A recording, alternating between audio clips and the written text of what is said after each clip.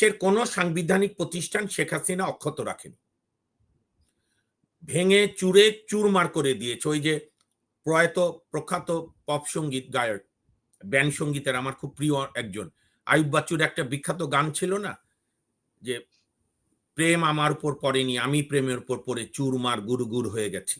তো শেখ হাসিনা ভালোবাসা গুড়গুড় হয়ে গেছে।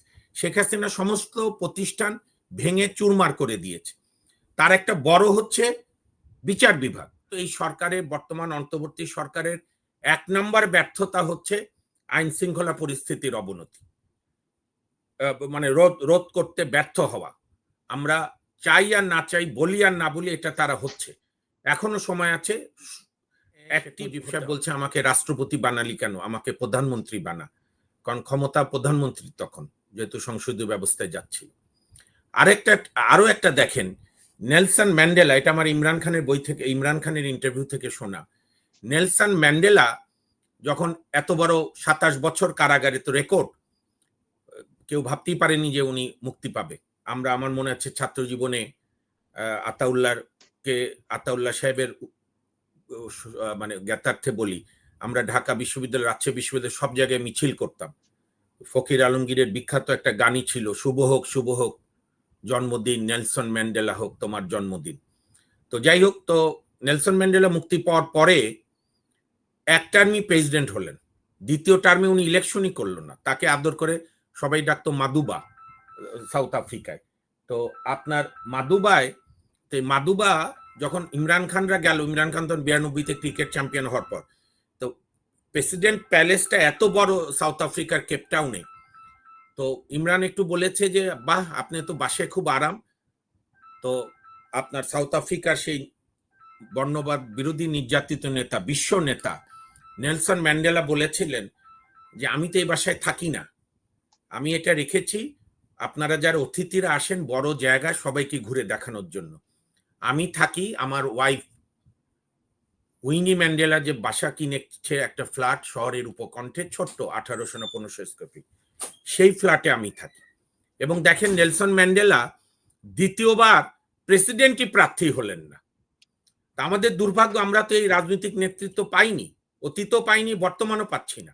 এবং আরো একটা বিষয় আমি বলে এটাও প্রাসঙ্গিক, যখন নির্বাচন হলো, নির্বাচনে আফ্রিকান ন্যাশনাল কংগ্রেস নেলসন ম্যান্ডেলার নেতৃত্বাধীন, তারা একটা ভালো সিট পেল। আরেকটা পিকে বোথার হোয়াইট সুপ্রিমিস্ট দল, তারাও একটা ভালো সিট পেল। তো তখন সংবিধান হওয়ার পরে সাউথ আফ্রিকায় প্রথমবার 91-92-তে ওই তার নেলসন ম্যান্ডেলার সহযোগীরা বলল যে মাদুবা, আমরা পুরা জিতলে সংবিধানটা আমাদের মতো হতো। তখন নেলসন ম্যান্ডেলার উত্তর যে না না, ভুল বলছো, ভালো হয়েছে অন্যান্য দলও জিতেছে, নাহলে মানুষ বলতো এটা সাউথ আফ্রিকার সংবিধান না, এটা আফ্রিকান ন্যাশনাল কংগ্রেসের সংবিধান হয়ে গেছে। আমি এটা দিয়ে বোঝাচ্ছি যে আমাদের রাজনৈতিক নেতৃত্ব এবং আমার দর্শক বন্ধু আবু মুসা সাহেবের প্রশ্নের উত্তর, যে আইন শৃঙ্খলা পরিস্থিতির স্বাভাবিকরণ কবে হবে, এটা তো এই সরকারের, বর্তমান অন্তর্বর্তী সরকারের 1 নম্বর ব্যর্থতা হচ্ছে আইন শৃঙ্খলা পরিস্থিতির অবনতি, মানে রোধ করতে ব্যর্থ হওয়া। আমরা চাই আর না চাই, বলি আর না বলি, এটা তারা হচ্ছে। এখনো সময় আছে, অ্যাক্টিভ হতে হবে। কিন্তু সবচেয়ে বড় যে বিষয়টি, আমাদের রাজনৈতিক নেতৃত্ব, বড় ছোট মাঝারি সবাই দলগুলো, কবে তারা তাদের নেতা, তাদের দলীয় স্বার্থ, তাদের প্রাণের লোকগুলোর চাইতে বাংলাদেশকে উপরে রাখবে স্বার্থ, এই মৌলিক প্রশ্নের উত্তর আপনি যদি খুঁজে বের করেন, তাহলে আপনি অনেক সমস্যার সমাধান সহজে হবে। আপনি দেখেন, মাত্র আজকে কয় তারিখ, 28শে জানুয়ারি, শেখ হাসিনার পলাতন, পালিয়েছে 5ই আগস্ট। 8ই আগস্টে সরকার গঠিত হয়েছে, August, September, October, November, December, January, 6 মাস পার হয়েছে। কোথাও কোনো সেক্টরে মনে হচ্ছে যে আমরা একটা ফ্যাসিবাদী রেজিম থেকে 2000-এর বেশি রক্ত দিয়ে মাত্র 36 দিনে 25,000 আহত, তারও আগে 2009 থেকে সমস্ত বড় ছোট মাঝারি রাজনৈতিক দলের নেতা কর্মীদের লাগাতার কারাবাস, নির্যাতন, ইলিয়াস আলীর মতো গুম হওয়ার, এত বড় রাজনৈতিক জাতীয় নেতা, অন্যান্য নেতারা, চৌধুরী আলম, অন্যান্য দলের কবি, করোনার মধ্যে শেখ হাসিনা আপনার ওই নাম কি ভ্যাকসিন সম্পর্কে কি বলেছিল, কোনো রাজনীতি করেন, আমার সম্পর্কে আত্মীয় হয়, আমার মামাতো বোনের আপন দেবর, চাস্তো দেবর, কবি আপনার হচ্ছে আমাদের মুস্তাক হোসেন, সে জেলের মধ্যে মারা গেল। আমার এই উচ্চ আদালত, আমি যেখানে প্র্যাকটিস করি সারাদিন, সেইখানে 7 বার কবি মুস্তাকের জন্য জামিনের দরখাস্ত ধরেছিল, হাইকোর্ট ডিভিশন তাকে বেল দেয়নি, কোনো অভিযোগ ছিল না, মেয়ার এলিগেশন যে রাষ্ট্রের বিরুদ্ধে ষড়যন্ত্র করছে। উনি ভ্যাকসিন নিয়ে মন্তব্য করেছিল। তারপরে আতাউল্লাহ চিনার কথা, এই যে আমাদের আরেক বোন হচ্ছে আপনার খাদিজাতুল কুবরা, জগন্নাথ বিশ্ববিদ্যালয়ের ছাত্রী, তাই না আতাউল্লাহ? সে একটা টকশো করেছিল, টকশোয় আমরা আলোচকরা নানা কথা বলেছিলাম। সে 2.5 বছর বোধহয় জেলে ছিল। হাইকোর্ট অনেক কষ্টে বেল, হাইকোর্টের একটা বেঞ্চ বেল দেওয়ার পরও আপিল বিভাগে তাকে বেল আটকে রাখলো। এখন আমি চুম্বক আকারে কথাগুলো শেষ করি। তাহলে প্রশ্নটা হচ্ছে, প্রায় 6 মাস হতে চললো, আমি আগে সরকারের কথা বলি, তারপরে আমাদের অন্যগুলো পরিবর্তন। আমি একটু আপনার আলোচনার সুবিধার্থে একটু প্রশ্নটা একটু সম্পর্ক করি, যে সরকারের ব্যর্থতা, প্রশাসনিক ব্যর্থতার কথা আপনি বললেন, সরকারের সফলতাটা আসলে কোথায়? যে কারা হাজতে থেকে যখন সালমান এফ রহমান ঘোষণা দেয় যে নেত্রীর ঘোষণা অনুযায়ী আপনারা কাজ করেন, জেলের মধ্যে থেকে সরকার পতনের পরিকল্পনা তারা করতেছে, কিন্তু সরকার কিছুই করতে পারতেছে না।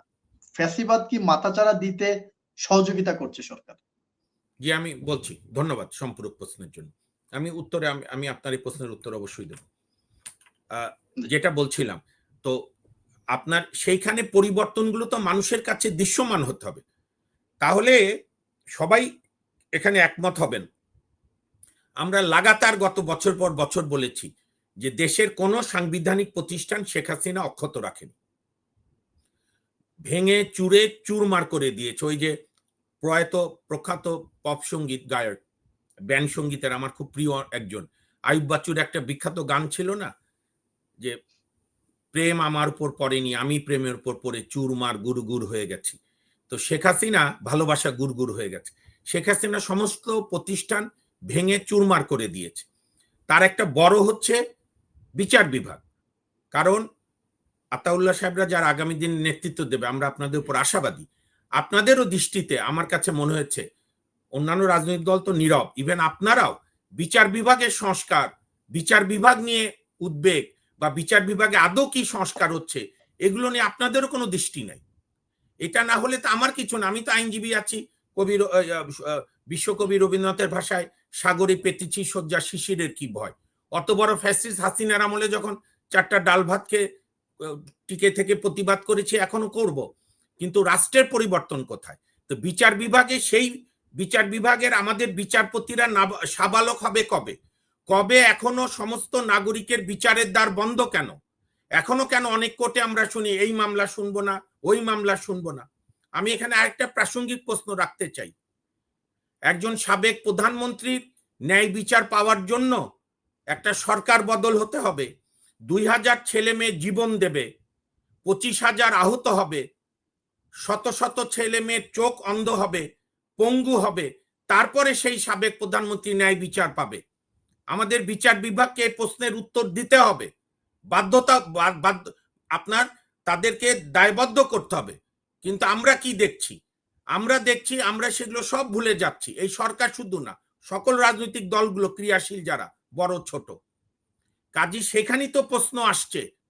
আপনি যে বলছেন এই যে আমাদের তো সংস্কার করতে হবে। সংস্কার বললে আমি এটাকে নরম বলি, রাষ্ট্র মেরামতের কাজ, এবং রাষ্ট্র মেরামতের প্রথম শব্দটা রাজনৈতিক দলগুলো দেয়নি, আমরা আইনজীবীরাও দিতে পারিনি, ডক্টর কলিমুল্লাহ সাহেবরাও দিতে পারেননি, যারা বুদ্ধিজীবীদের দেওয়ার কথা আমাদের।